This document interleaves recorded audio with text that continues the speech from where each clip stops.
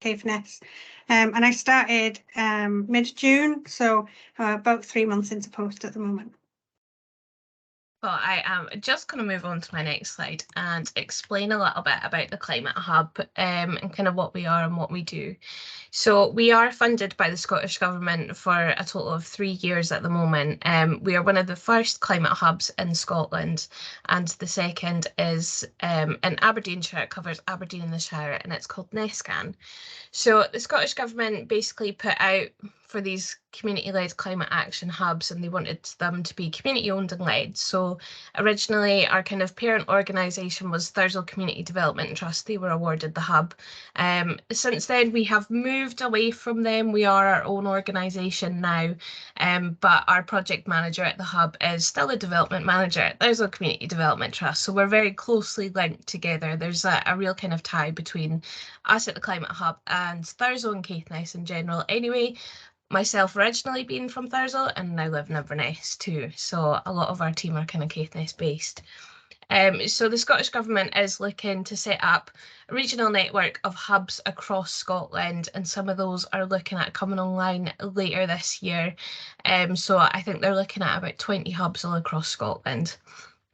And the kind of main things that we do is to kind of celebrate the community organisations in the Highlands and the Northern Isles as well that are already doing fantastic work. We want to collaborate as well. So whether that's, you know, we get one organisation to do a community learning exchange and visit another organisation, they can learn from each other.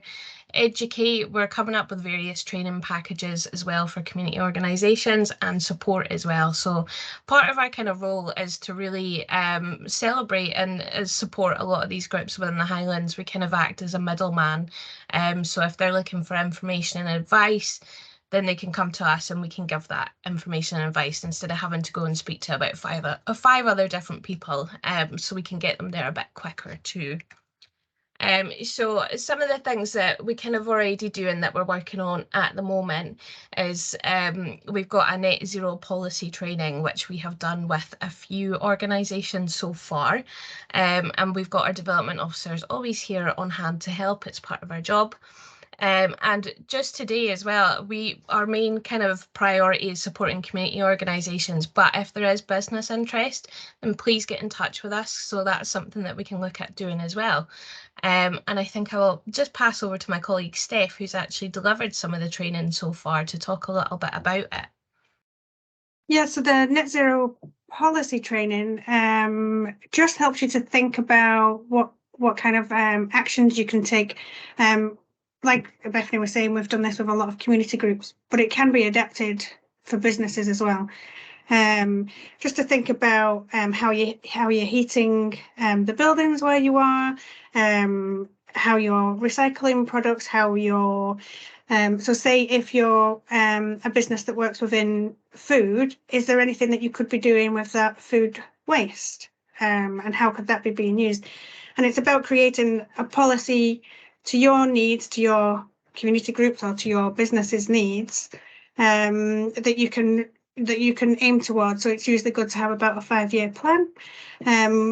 So yeah, we can run you through this with the training, and there's also a toolkit available, and a plan which is set there for you to just fill in the gaps basically to the needs of your business or community group.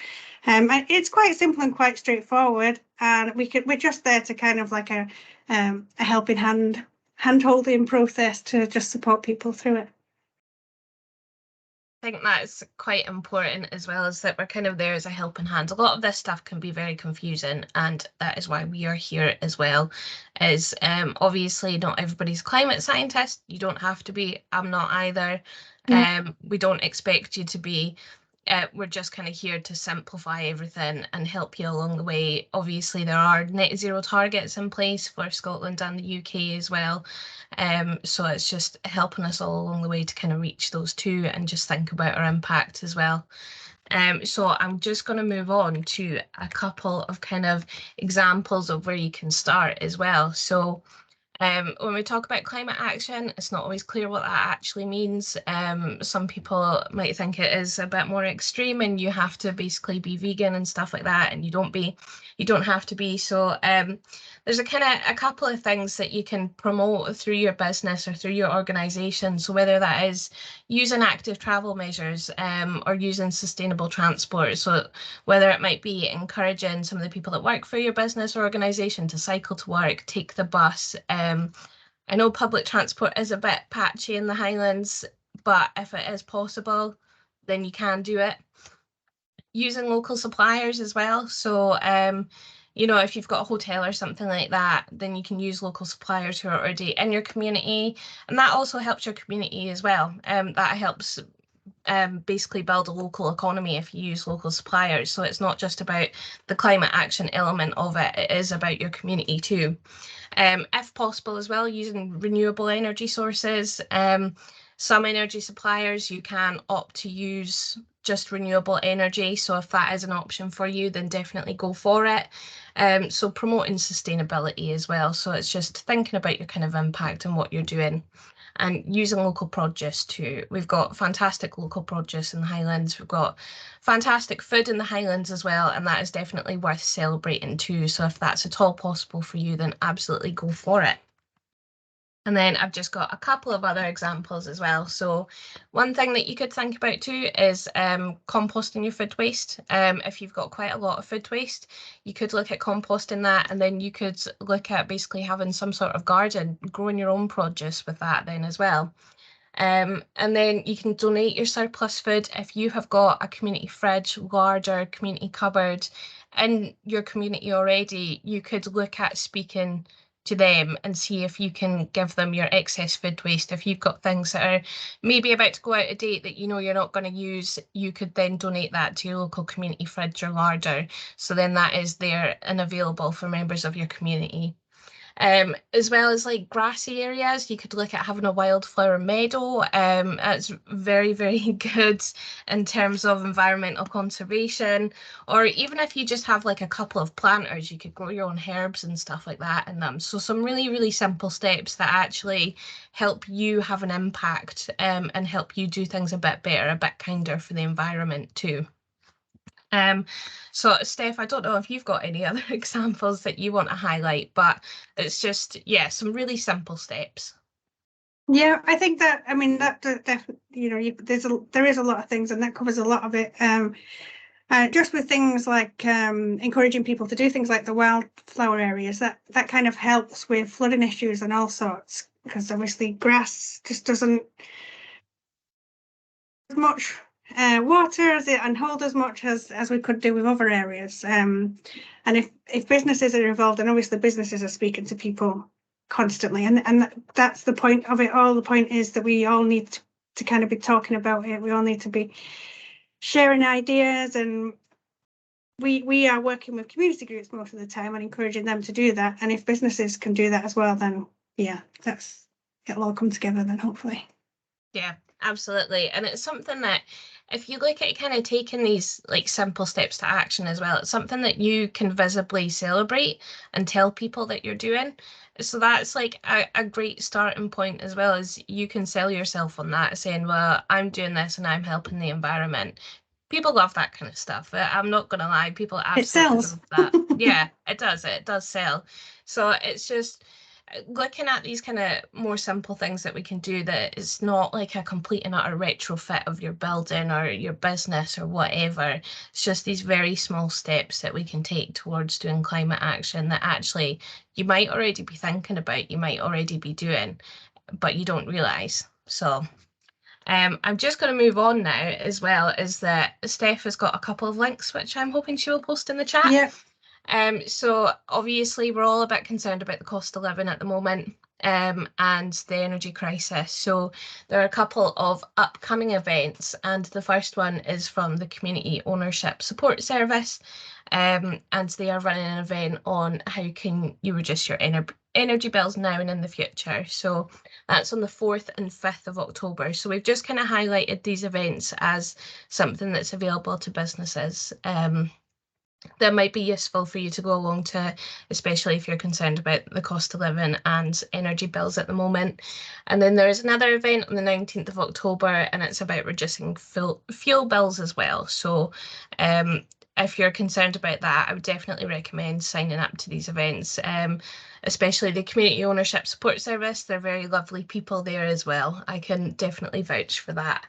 And then there's a bit of further support as well. So Highlands and Islands Enterprise, they have some resources for the cost of doing business at the moment that's on their webpage. And the Scottish Council for Voluntary Organisations, they have some resources too about the cost of living and the cost of running crisis at the moment. And then the Scottish Government have got some resources too about reducing the cost of running your business. So these are just some things that we've kind of highlighted that we think might be helpful to you, that if you've got a bit of time, you can have a read through. So then I'm just going to move on to one of our last slides as well, is that a bit of kind of practical action that we can all take, that you might be interested in as well. So we've been working with Highland Adapts, especially over the summer, and they are currently an organisation being led by the Highland Council that have got a couple of different partners. One of those is Zero Waste Scotland, and I think there's about 8 other partners. And we were working in partnership with the Climate Advocates team at Highland Adapts, and we launched this Highland Climate Charter during the summer.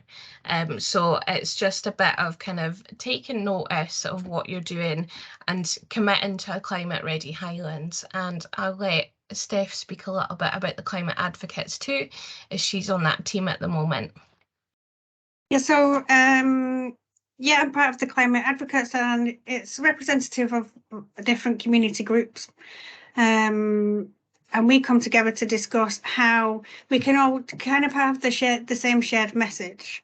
But within Highland Adapts, there is actually a business section as well. I've actually got a couple of links here. Let's have a look. So there's links for information on if you're a community group, and as well info for if you're a business.